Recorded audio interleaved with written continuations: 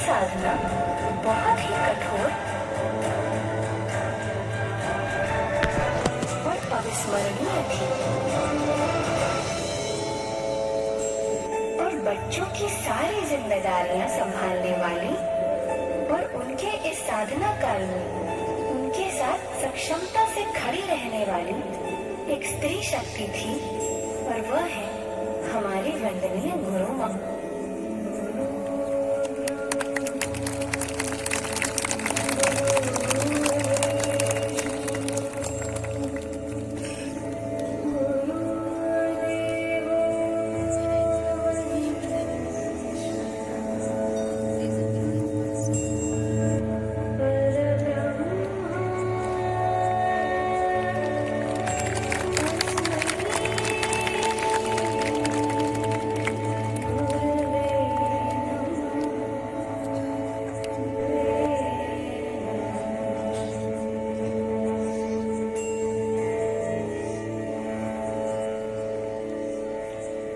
Himalayan साधना पूर्ण होने के बाद स्वामी जी ने उनके गुरुओं के आदेशानुसार समर्पण ध्यान पद्धति को समाज में सर्व सामान्य लोगों तक पहुंचाने का प्रण लिया।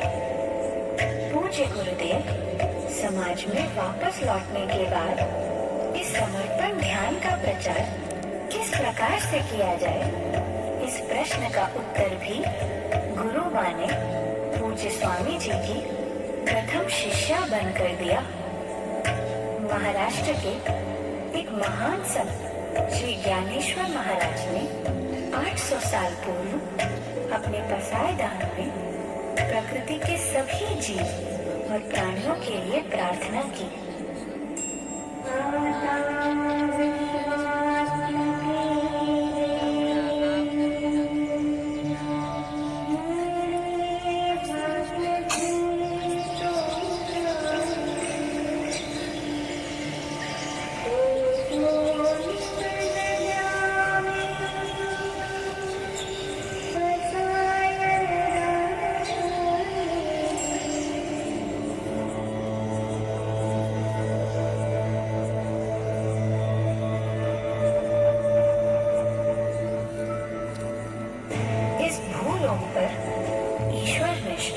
और चरित्र संपन्न लोग एकत्रित हों, एक दूसरे से सदैव मिलते रहें और एक परिवार बनकर रहें। इसी उद्देश्य को लेकर हमारे परम पूज्य स्वामी जी ने भी उनके गुरुओं के आदेश अनुसार समर्पण ध्यान पद्धति को सामान्य लोगों तक निःशुल्क पहुंचाया है। समर्पण ध्यान जिसमें मन, शरीर और आत्मा को एक साथ लाकर अंतर्मुखी होकर परमात्मा की खोज की जाती है।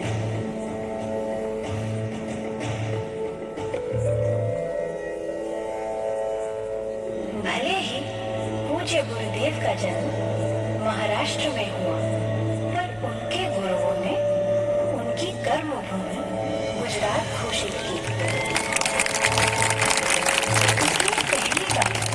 जनवरी 2000 में स्वामी जी का नवसारी गुजरात में आना हुआ। कुछ साधकों को पर्यटन के उद्देश्य से सुबह सुबह दांडी समुद्र तट ले गए और उनके साथ ध्यान किया। उसी समय अचानक से आकाश में ओम प्रकट हुआ।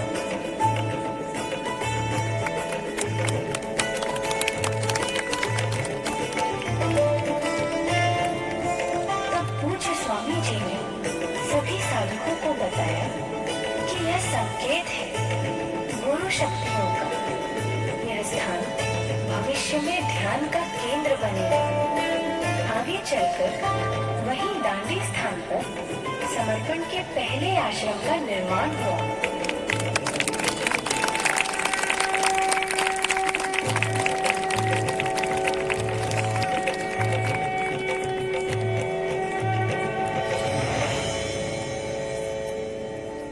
उसके बाद इस श्रृंखला की शुरुआत हुई।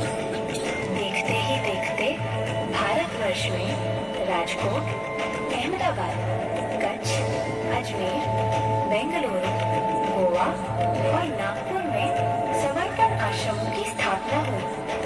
सन 2000 में स्वामी जी का आगमन भारत के बाहर लंदन में भी हुआ। यहाँ से समर्पण के अंतर्राष्ट्रीय प्रचार कार्य की शुरुआत हुई।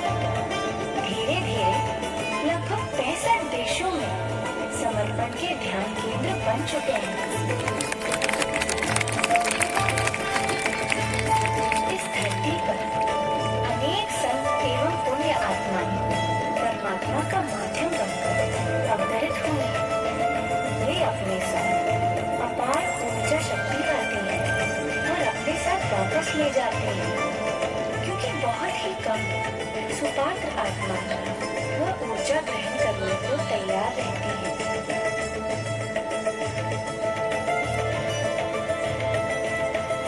प्रथम बार गुरु शक्तियों को लगा कि ये शक्तियों को जगत में स्थापित किया जाए।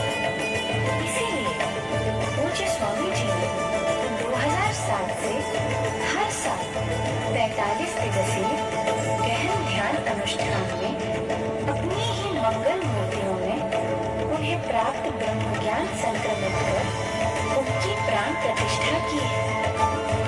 ऐसे 16 मंगल मूर्तियों की प्रतिष्ठा विश्व के 4 खंड में हुई है और भारत के सभी दिशाओं में की गई है। मंगल मूर्ति में गुरु शक्ति की स्थापना उन भविष्य में आने वाली और जन्म लेने वाली लालायित आत्माओं के लिए है, जो इस समर्पण ध्यान का यह विशेष मार्ग ढूंढेंगी और अनुभूति प्राप्त हो इसलिए भटकेंगी।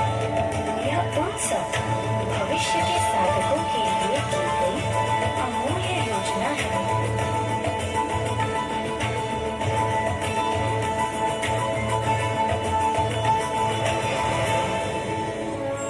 ध्यान और गुरु का मिलना सचमुच एक अनमोल धरोहर है, जो हमारे जीवन को सुखद और सार्थक बना सकता है। स्वामी जी के अनमोल मार्गदर्शन हमें मोक्ष की स्थिति की ओर ले जा रहे हैं।